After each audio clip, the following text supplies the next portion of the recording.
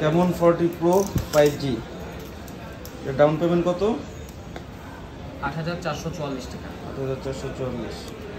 কত GB RAM ROM? 8256 extend RAM আর 8 GB use করা যায়, টোটাল 16256। আচ্ছা, এই কালারটা দেখি কি কালার এটা? এটা হচ্ছে লাইট গ্রিন কালারটা।